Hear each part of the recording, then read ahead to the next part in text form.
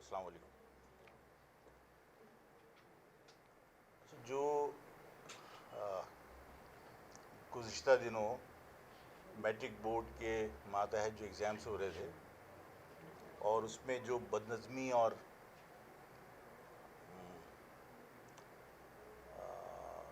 بہت زیادہ بد انتظامی تھی،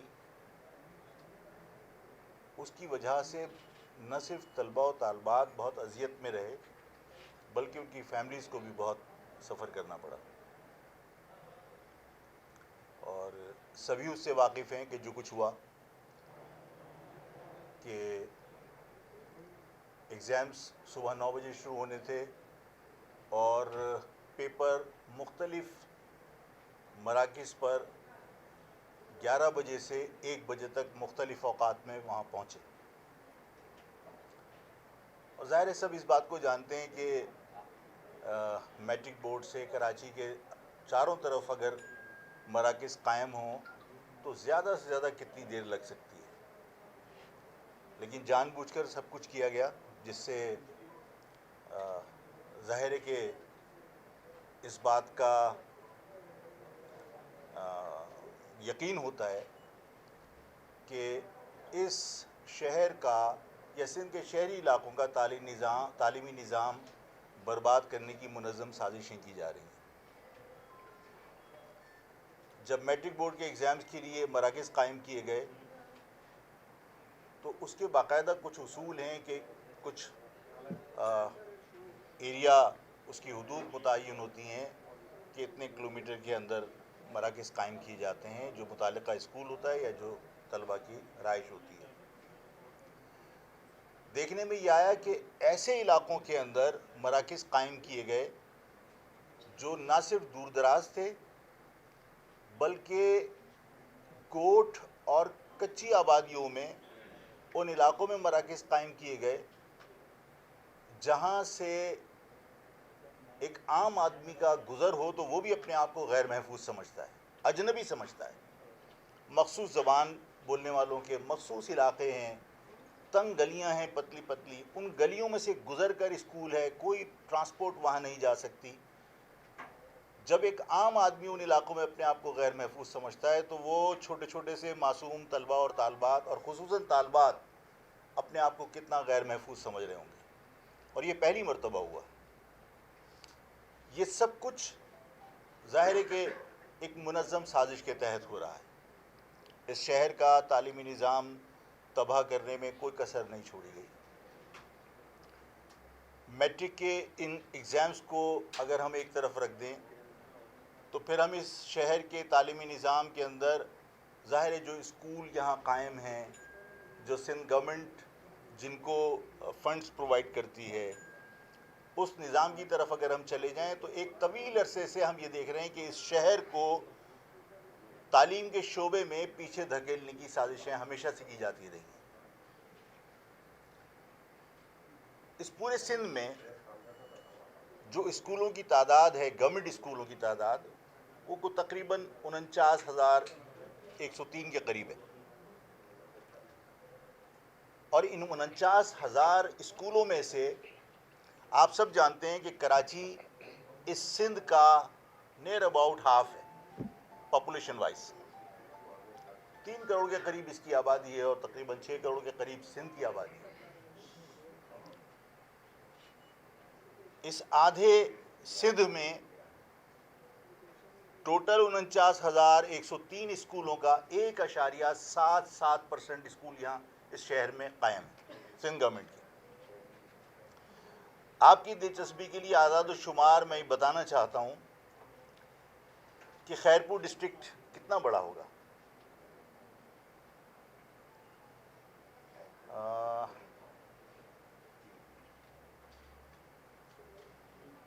تھرپارکر ڈسٹرکٹ ہے، تھرپارکر ڈسٹرکٹ کی آبادی جو ہے وہ تقریباً 16 لاکھ کے قریب ہے، یعنی ایک شہر جو 3 کروڑ کا شہر ہے اور ایک شہر جو یا ڈسٹرکٹ جو 16 لاکھ کا، تقریباً 16 لاکھ اس کی آبادی ہے، وہاں کراچی سے زیادہ اسکول ہیں گورنمنٹ کے۔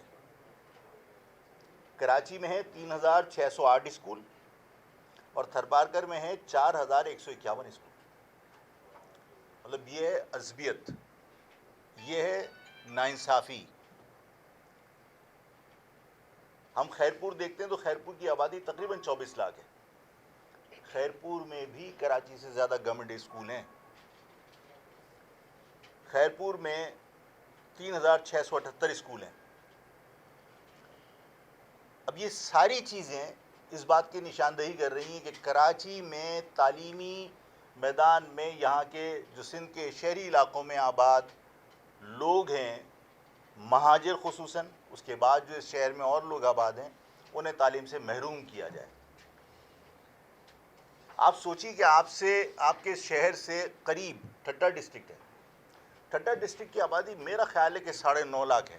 9 لاکھ سم تھنگ کچھ ہے آبادی اس کی. اس 9 لاکھ کی آبادی کے شہر میں کراچی کے برابر اسکول ہیں. وہاں تقریباً 3305 اسکول ہیں. جو 3 کروڑ کی کراچی کی جو آبادی ہے اس میں اتنے اسکول ہیں. یعنی میں نے آپ کو بتایا کہ 1.77% اسکول ہیں اس شہر میں. اب اس اعداد و شمار کے بعد میں آتا ہوں کہ اس شہر میں پہلے ان سارے اسکولوں کی تعداد کم ہونے کے باوجود ہم ایک بات پہ فخر کرتے تھے کہ ہمارے اسکولوں میں جو اساتذہ ہیں وہ اس شہر سے مخلص ہیں، قابل ہیں، باصلاحیت ہیں، اور وہ اس شہر کے لوگوں کو یا اس ملک کے معماروں کو بہتر تعلیم اور تربیت دینا چاہتے ہیں. اور اس میں کوئی شک و شبہ نہیں تھا. آپ سب نے دیکھا ہے اور آپ میں سے کسی صحافی نے جرأت کا مظاہرہ کیا، اور جو یہاں پر اساتذہ جو سندھ سے آ کر احتجاج کر رہے تھے، جب ان سے اسکول کی اسپیلنگ پوچھی تو اسکول کی اسپیلنگ ان کو نہیں آتی تھی. لیکن ان نااہل ناکارہ لوگوں کو جو صرف فنڈ لوٹنے کے لیے یہاں پر تعینات کیے گئے، ان کو ایسے ہی لوگوں کو لا کر ان تعلیمی یافتہ، قابل، باصلاحیت اور مخلص لوگوں کے سر پہ مسلط کر کے ان کی بے عزتی کی گئی.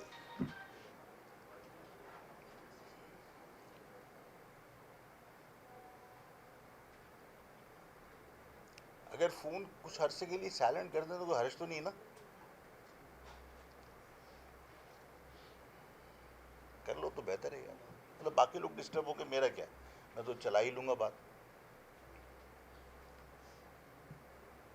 تو جب اس شہر کے باصلاحیت لوگوں پہ لا کے آپ انٹیریئر سندھ سے ان افراد کو جنہیں آپ صحافیوں نے ایکسپوز کیا، جنہیں اسکول کی اسپیلنگ نہیں آ رہی تھی، اور وہ کہہ رہے تھے بابا ہم یہاں پہ ہیڈ ماسٹر ہیں. اب ان لوگوں کو سر پہ مسلط کرنے کا مقصد پڑھانا تو نہیں ہو سکتا.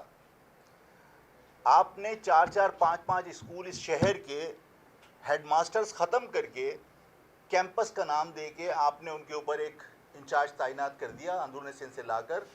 اسکولوں کی مینٹیننس کے لیے جو پیسے ملتے تھے، اسکول کے جو فنڈز ہوا کرتے تھے جو سندھ گورنمنٹ پرووائڈ کرتی تھی، وہ سارے فنڈز اس آدمی کے ہاتھ میں جاتے ہیں. کسی اسکول میں، سرکاری اسکول میں نہ پینے کا پانی میسر ہے، نہ وہاں بجلی میسر ہے، نہ وہاں بچیوں کے لیے آپ نے کوئی واش روم چھوڑا ہے. اس ساری صورتحال کے اندر جب باہر سے لا کے لوگوں کو مسلط کیا جاتا ہے اور یہ سب ناانصافیاں ہوتی ہیں، تو بہت سارے لوگوں کے ذہن میں یہ بات آتی ہے کہ بھئی احتجاج کر لو، ناانصافی ہو رہی حکومت سے اپیل کر لیں. بات یہ ہے کہ ہوتا اسی طرح ہے کہ کسی فرد کے ساتھ، کسی گروہ کے ساتھ، کسی قوم کے ساتھ اگر ناانصافیاں ہوتی ہیں تو وہ حکومت سے شکایت کرتے ہیں اور حکومت سے ہی اپیل کرتے ہیں کہ صاحب اس ناانصافی کا ازالہ کیجیے، ہمارے ساتھ ناانصافی ہو رہی ہے. لیکن جب حکومت خود حکومتی سطح پر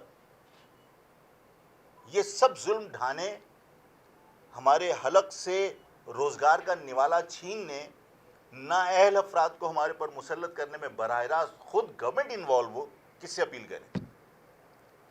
لوگوں کے ذہن میں یہ سوال آئے گا کہ جناب عدالت چلے جاؤ.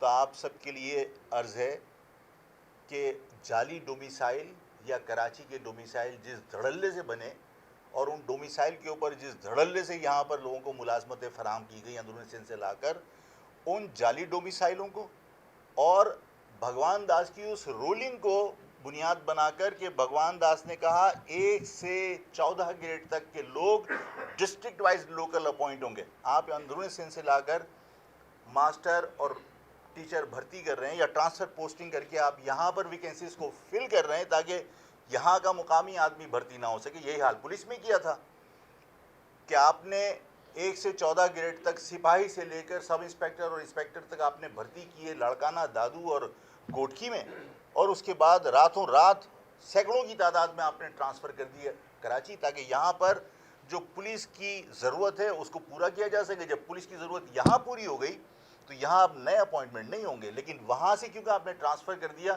جو وہاں ویکنسیز کریٹ ہوں گی وہاں آپ ڈسٹرکٹ وائز وہاں کے ڈومیسائل پہ لوگوں کو بھرتی کریں گے. یہ سازشیں تو ہو ہی رہی تھی.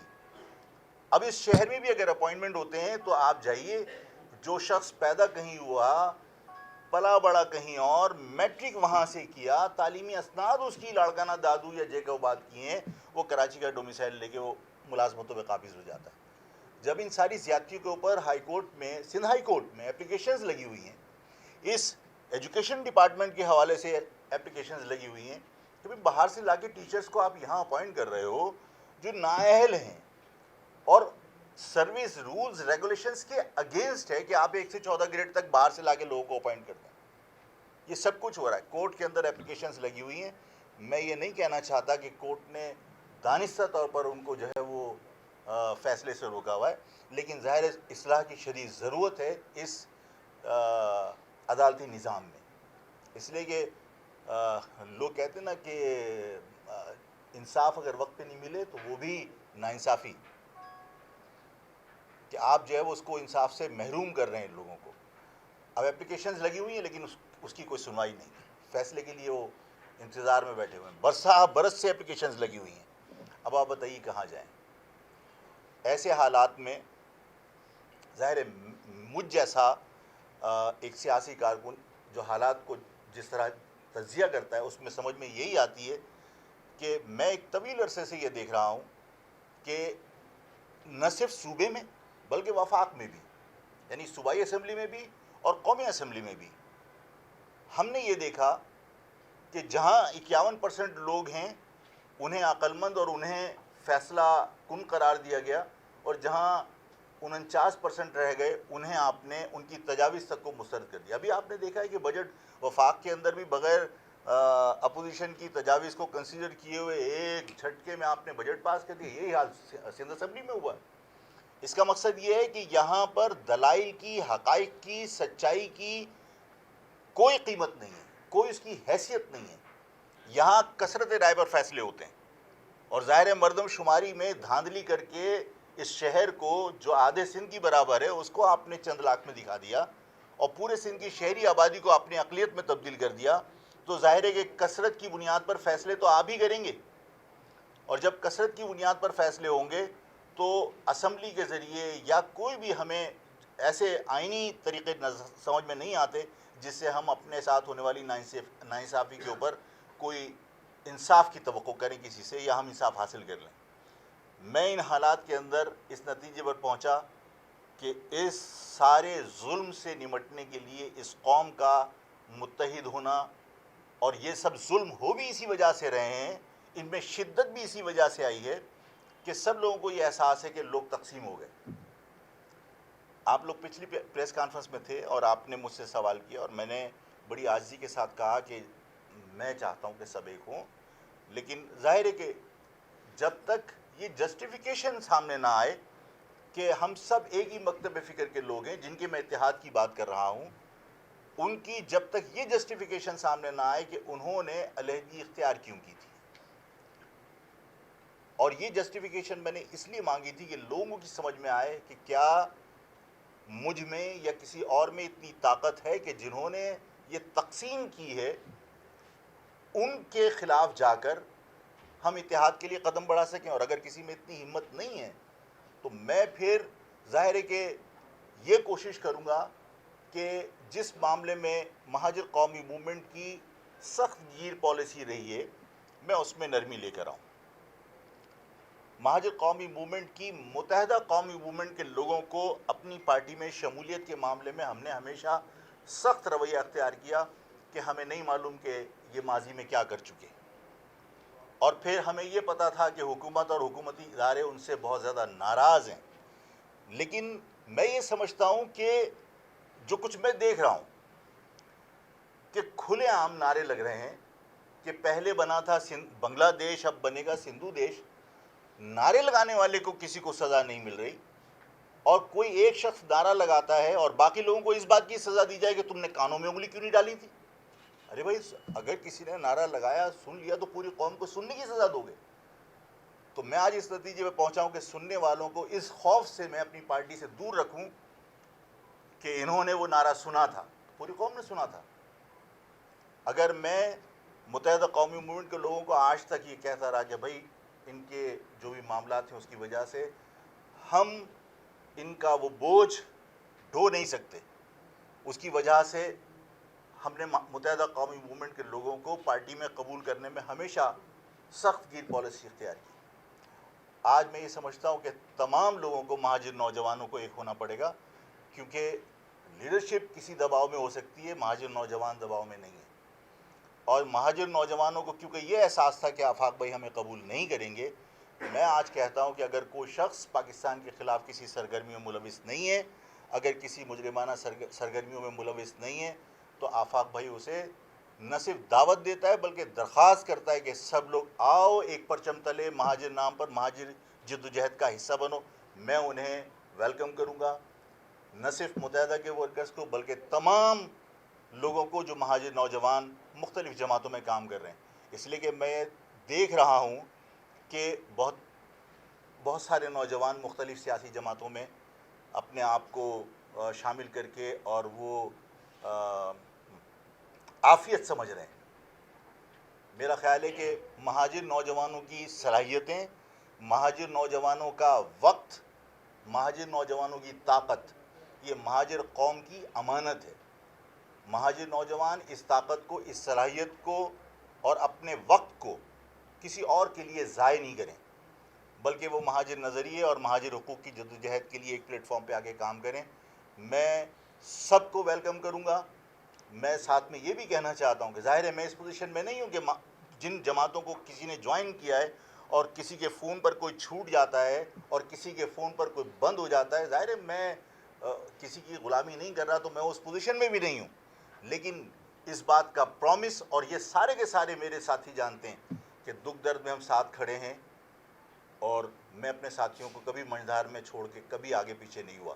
تو جو لوگ پارٹی میں آئیں گے، جدوجہد کریں گے، سب کے دکھ درد سانجھے ہوں گے، سب ایک خاندان کی طرح رہیں گے. میں مہاجر قوم کے مہاجر نوجوانوں کو، چاہے وہ کسی بھی جماعت سے ہوں، دوبارہ کہتا ہوں، میں صرف دعوت نہیں دے رہا بلکہ درخواست کر رہا ہوں کہ سب ایک پلیٹ فارم پہ آ کے جمع ہوں، اور انشاءاللہ تعالی ہم سب ایک خاندان کی طرح متحد ہو کر ان ناانصافیوں پر اپیلیں کرنے کی بجائے، احتجاج کرنے کی بجائے، ہم طاقت سے ان ظلم کو روکیں گے انشاءاللہ تعالی. آپ سب کا شکریہ. آپ یہاں تشریف لا چاہتا ہوں، میں بھول گیا. دیکھیے، مطلب زیادتی کہاں کہاں نہیں ہو رہی. 350 بیڈ کا ایک ہاسپٹل لانڈھی میں بن رہا تھا، میڈیکل کالج بن رہا تھا، لانڈھی کورگی میڈیکل کالج 90% کمپلیٹ ہو چکا، بند کر دیا اس کی کنسٹرکشن. کیا طریقہ ہے؟ اس میڈیکل کالج کے پروپوزل کو ہی ختم کر دیا. یہ ظلم کب تک کریں گے؟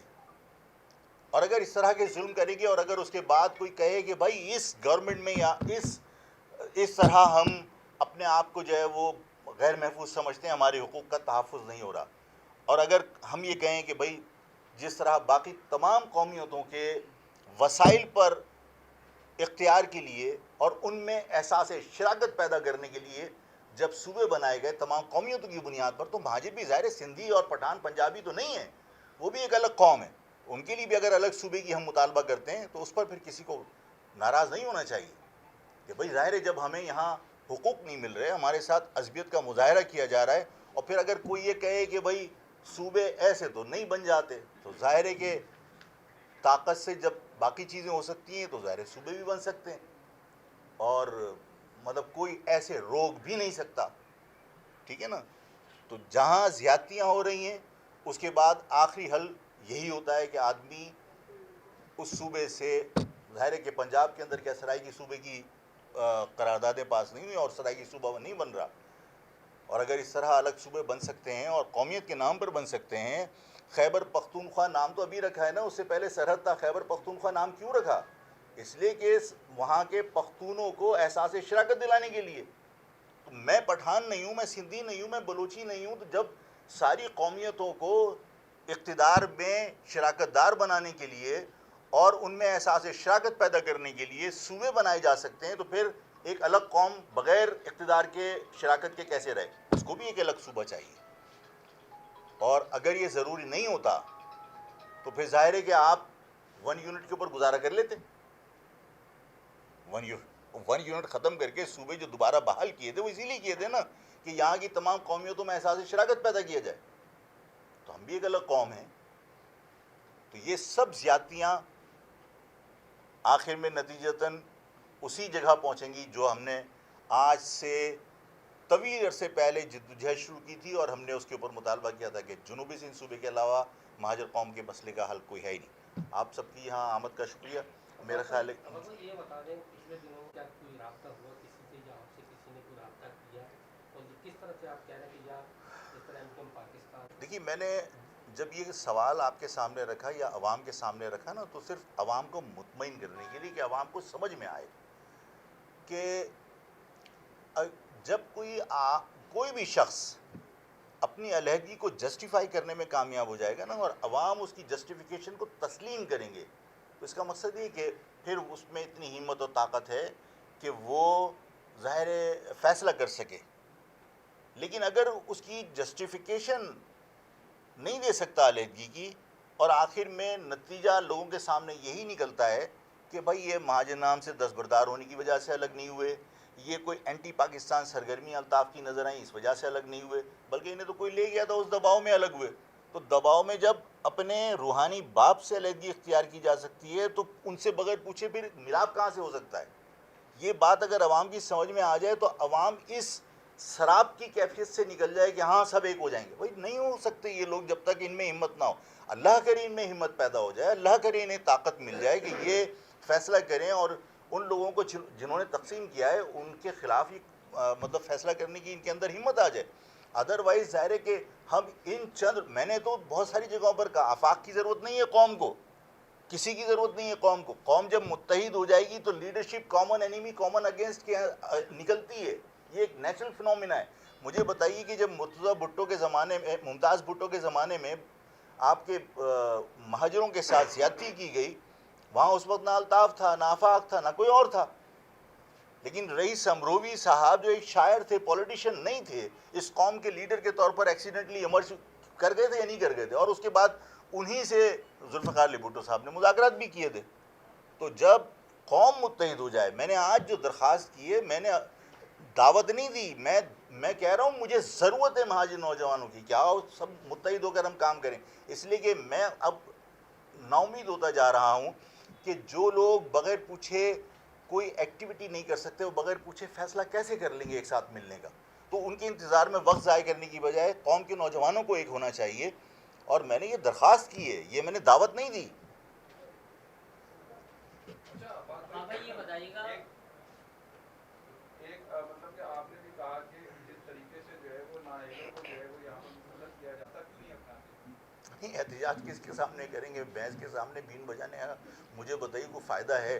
میں تو یہ کہہ رہا ہوں کہ جس دن ہم اپنے آپ کو متحد کر لیں گے، ہم خود فیصلے کر سکتے ہیں، اپنے فیصلے خود کر سکتے ہیں. ہمارے تو انتشار کی وجہ سے لوگ فائدہ اٹھا رہے ہیں نا. اور پھر میں نے یہ کہا تھا اور آج پھر کہتا ہوں کہ اگر قوم متحد ہو جائے نا تو قوم کو ہماری ضرورت نہیں ہے، ہمیں قوم کی ضرورت ہے. پھر قوم کی سوچ کو لوگ فالو کریں گے. پھر جو ادھر ادھر بکھرے ہوئے لوگ ہیں وہ قوم کے حکم پر ایک ہونے کے لیے تیار ہو جائیں گے. اس لیے کہ ہمیں قوم کی ضرورت ہے، قوم کو ہماری ضرورت نہیں ہے. اگر ہم اپنی روش تبدیل نہیں کر رہے اور قوم ہمیں مسترد کر دے اور قوم متحد ہو کر فیصلے کرنا شروع کر دے تو ہم کہاں کھڑے ہیں؟ باقی لوگ کہاں کھڑے ہیں جو سیاست کر رہے ہیں؟ تو میرا خیال ہے احتجاج اپنی جگہ پر ہے, وہ اگر ضرورت پڑی تو وہ بھی کریں گے, لیکن اس کا حاصل اصول نہیں ہے. اس لیے کہ دیکھیے یہاں آپ کے احتجاج کو کوئی مہذب معاشرے کے اندر ہوتا ہے نا کہ بھئی آپ پلے کارڈ لے کھڑے ہوئے لوگوں نے کہا یار احتجاج کر رہے ہیں, کوئی نہ کوئی تکلیف ہے انہیں. آپ کے اس معاشرے کے اندر احتجاج کو, ابھی ریلی نکالی, میں ظاہر ہے میرے لوگوں کی ریلی تھی نا, میں یہ کہوں کہ متحدہ کی ریلی تھی, میرے لوگوں کی ریلی تھی نا, اس کا کیا مذاق بنا رہے تھے, بجائے اس کے کہ ان مطالبات کو سن لیتے. مذاق بنایا, یہ تو یونٹ کی ریلی ہے. بھائی تم سے کوئی مقابلہ کر رہا ہے کیا؟ ظاہر ہے کہ جو لوگ بھی جمع ہوئے, اگر 10 لوگ بھی جمع ہوئے تو ان کی بات کے اوپر توجہ تو دینی چاہیے, لیکن ان کا مذاق اڑایا جا رہا تھا. تو یہاں احتجاج کر کے مذاق بنوانے کی بجائے جس دن طاقت ہوگی نا ہم فیصلے کرائیں گے. افاق صاحب یہ بتائیے گا کہ مرزا وہاب کے حوالے سے یہ خبر بھی گردش کر رہی ہے کہ ان کو ایڈمنسٹریٹر جو ہے لگایا جا رہا ہے کراچی کا, اس کے حوالے سے کیا کہیں گے آپ؟ دیکھیے اگر لگایا جا رہا ہے تو اچھی بات ہے, اس لیے کہ میں کسی بھی مہاجر کو اس شہر میں کہیں پر بھی لگائیں گے سپورٹ کروں گا. اگر اس کی جگہ کوئی سومرو کو چانڈیو لگتا تو ظاہر ہے میں اس پر احتجاج کرتا کہ بھئی یہ شہر میرا ہے اور اس شہر میں یہاں کے لوگوں کو اپوائنٹ کیا جانا چاہیے. یہاں تو میں اس بات پر ناراض ہوں کہ آپ 1 سے 14 گریڈ تک یہاں کے لوگوں کو اپوائنٹ کرنے کی بجائے دادو لاڑکانہ سے لے کر آ رہے ہیں. اگر آپ ایڈمنسٹریٹر بھی لے آتے تو ظاہر ہے کہ اس کے اوپر کوئی خوشی کا اظہار تو نہیں کرتے. مرزا وہاب پیپلز پارٹی کے ہیں, لیکن ظاہر ہے میں اگر وہ ان کو تعینات کیا جائے گا تو میں مطلب اس پہ ناراضگی تو نہیں ہو سکتی, خوشی کا اظہار ہی کروں گا میں. لیکن وہ بات تو مرزا وہاب صاحب تو اگینسٹ ہی کرتے ہیں اردو اسپیکنگ کے. نہیں کرتے, تو کیا فائدہ ہوگا؟ نہیں کرتے. یہ بتائیے آپ کی پیپلز پارٹی کے اندر بھی 10 لوگ ہیں جو جی ایس ہند کو بظاہر مخالفت کر رہے ہوتے ہیں, لیکن سب جو ہے وہ تالیاں بجا رہے ہوتے ہیں جب وہاں پہ وہ کہتے ہیں کہ ہاں ہم ہیں, تو پیپلز پارٹی کے لوگ دفاع کر رہے ہوتے ہیں, حالانکہ ان کی پالیسی تو نہیں ہے سندھ دیش کو سپورٹ کرنے کی. آپ کو یہ بتائیے, آپ نے کہا جعلی ڈومیسائل, اب ٹیکنیکل طور پہ یہ بھی دیکھا گیا کہ اندرون سندھ سے آ کر یا اسکول رجسٹر کرا لیتے ہیں, ہاں لوگوں کو بالکل بھرتی کیا بالکل گیا ہے, بالکل یہ تو بالکل کیسے روکیں گے آپ؟ بہت خطرناک صورتحال ہے. اچھا یہ کمپلینٹ میرے پاس آئی, میں آپ کے سامنے تذکرہ نہیں کر سکا.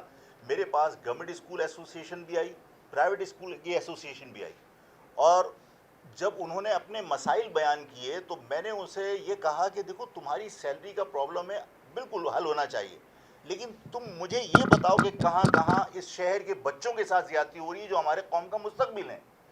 انہوں نے کہا کہ آفاق بھائی اس قوم کے بچوں کے ساتھ زیادتی کے اتنے طریقے نکال لیے ہیں جس کا آپ گمان نہیں کر سکتے. میں نے کہا کوئی ایک آدھ بتاؤ. آپ سب کو حیرت ہوگی کہ کاغذ کے اوپر, کیونکہ سندھ گورنمنٹ ظاہر ہے با اختیار ہے, سندھ گورنمنٹ نے پرائیویٹ اسکول رجسٹرڈ کیے ہوئے درجنوں کے حساب سے جن کا یہاں کوئی وجود نہیں ہے, اور اس میں سینکڑوں بچے ایک ایک اسکول کے اندر انرولڈ ہیں. وہ بچے صرف ایگزام دینے کے لیے, جب ایگزام ہوتا ہے تو وہ یہاں آتے ہیں ٹرینوں میں بھر کے, بسوں میں بھر کے, اور یہاں پر ان کے پیپر بیٹھ کے کسی جگہ پر حل کروائے جاتے ہیں اور اس کے بعد وہ چلے جاتے ہیں. میٹرک سرٹیفکیٹ کراچی کا لے کر وہ اپنے اس ڈومیسائل کو حاصل کرنے کی اس پوزیشن کو لیجیٹمائز کر رہے ہوتے ہیں کہ ہمارے پاس تو قانونی ہے, ہم نے میٹرک یہاں سے کیا ہے. اس طرح ہمارے خلاف سازشیں ہو رہی ہیں. اور ظاہر ہے کہ ڈومیسائل بنانے والا کون ہے, بیٹھا ہوا کون ہے. اس شہر کے ڈومیسائل کے اوپر, لاڑکانہ کے ڈومیسائل پہ کسی مہاجر کو بٹھا کے کہو کہ بھئی یہ ڈومیسائل بنائے گا, نہیں اختیار دے سکتے نا. لیکن اس شہر کے اندر ہر جگہ پر آپ نے ڈومیسائل بنانے کے لیے کس کو بٹھایا؟ آپ 4 آدمی اپوائنٹ نہیں کر سکتے, لیکن یہاں پر درجنوں اسسٹنٹ کمشنر بغیر امتحان دیے ہوئے اسسٹنٹ کمشنر کی حیثیت سے بھرتی ہو جاتے ہیں. اب کوئی علیحدہ صوبے کی آپ نے بات کی, یہی بات جو ہے ایم کیو پاکستان کی جانب سے بھی کی جاتی ہے, پاک سرزمین پارٹی کی یہ بات کرتی ہے, تو کیا باقاعدہ کوئی تحریک آپ شروع کرنے جا رہے ہیں یا کراچی کے شہریوں کو ان کا حق دلانے کے لیے اس کاز کے اوپر ہی آپ تینوں پارٹیاں دیگر پارٹیوں کے ساتھ مل کے آپ جدوجہد کر سکتے ہیں, بڑے متحد نہ ہوں؟ اس کے ساتھ ہی ایک سوال ہے. دیکھیے آپ نے کہا کہ ان میں ہمت نہیں ہے فیصلہ کرنے کی, تو کیا ان کو کس نے روکا ہوا ہے؟ تو کیا آپ کو بھی روکا ہوا ہے کہ ان کے ساتھ جا کے مل کے کیا آپ جرات کر رہے ہیں؟ میں تو گیا ہوں, تم لوگوں کو پتہ نہیں کیا گیا ہوں میں تو, میں نہیں پی ایس پی کے دفتر میں نہیں گیا ہوں, لیکن میں متحدہ کے دفتر تو گیا ہوں, متحدہ کے پروگرامز میں بھی گیا ہوں. اور دوسرا یہ کہ میں ٹیلی فون پہ بھی 10 مرتبہ بات کر چکا ہوں. مجھے کوئی قباحت نہیں ہے, میں تو آپ کے ساتھ ابھی کیمروں کے ساتھ چلا جاؤں, چلو چلو آپ گواہ رہنا, ہم چلے گئے. مجھے پریشانی نہیں ہے, اس لیے کہ میں اپنے فیصلے خود کرتا ہوں. اس میں اگر کسی کو شک ہے تو وہ شک دور کر لے, مجھے کسی کی پرواہ نہیں ہے. لیکن مجھے دیکھیے کسی جگہ سے یہ امید نظر آ رہی ہو کہ کوئی فیصلہ اپنے طور پر کر سکتا ہے. حالت یہ ہے کہ مطلب اب مجھے لوگوں نے کہا کئی مرتبہ آپ کی ریلی کے پروگرام پوسٹ پون ہوئے کسی کے کہنے پہ. ارے بھائی کس کے کہنے پہ ہو گئے؟ آپ کو پتہ ہے کس کے کہنے پہ ہو گئے. تو یہ صورتحال یہاں نہیں ہے. ہم اللہ کا شکر ہے کہ فیصلے خود کر سکتے ہیں. اور میں نے تو کسی جگہ پر یہ کہا تھا کہ یہ کیوں پریشان ہوتے ہو کہ بھئی آفاق احمد کہاں بیٹھے گا. میں نے کہا تم صوفے بیٹھو, ہم نیچے بیٹھ جائیں گے. قوم کے لیے کچھ بھی کرنے کو آفاق تیار ہے. آفاق کو کسی چیز میں دکھ نہیں ہے, پریشانی نہیں ہے, لیکن ہمت کا مظاہرہ تو کیجئے. بھائی آپ کیا سمجھتے ہیں کہ یہ جو آپ نے جتنا بتایا کہ جو مہاجر قوم اس کے ساتھ جاتی ہیں, جو کچھ آج تک ہوئی جتنی چیزیں ہوئی, آپ کیا یہ نہیں سمجھتے کہ جو 25 سے 30 سال تک جو کہتے تھے ہم کہیں گے تو شہر بند ہوگا, ہم کہیں گے تو شہر بھولے گا, کہ وہ اس میں ذمہ دار نہیں ہے ان چیزوں کے سب کے؟ دیکھیے اس شہر میں پہلے کہہ چکا ہوں اور مجھ سے دوبارہ کہلوانا چاہتے ہیں تو پھر میں کہہ دیتا ہوں کہ اس شہر میں صرف الطاف کو یا آفاق کو مورد الزام ٹھہرا دینا جو نا وہ انصاف نہیں ہے. آپ یہ ضرور کہہ سکتے ہیں کہ بھئی تم بچے تھے کیا, لیکن ہر کام میں نے الطاف نے نہیں کر دیا. اس شہر میں لاوارث لاشیں ایدی نے 83,000 دفنائی ہیں. کتنے قتل الطاف نے کروا دیے ہوں گے, کتنے قتل آفاق نے کروا دیے ہوں گے. آپ لوگ خدا کے واسطے سنجیدگی سے ان حالات کا جائزہ تو لیجئے کہ 83,000 لاوارث لاشیں ایدی نے دفنائی ہیں. اور میں تو بعض اوقات یہ کہتا ہوں کہ ایدی کو قومی پرچم میں لپیٹنے کی وجہ یہ تھی کہ اس نے خدمت کی ہے کہ اس شہر میں پینک نہیں ہونے دیا. ورنہ لاش پڑی ہوتی اور ایمبولنس نہیں اٹھاتی نا تو اس شہر کے اندر انقلاب آ جاتا. 83,000 لاوارث لاشیں, ادھر بندہ گرتا تھا, ادھر ایدی کی ایمبولنس آتی تھی ٹان ٹان کرتی ہوئی اور وہ اٹھا کے لے جاتی تھی. کسی کو 10 منٹ کے بعد پتہ نہیں ہوتا تھا کہ یہاں بندہ مر گیا. اس شہر میں 83,000 لاشیں جو ایدی نے دفنائی وہ نہیں اٹھاتا نا, اس شہر میں انقلاب آ جاتا. زیادتی کے اوپر کتنے دن خاموش رہتے.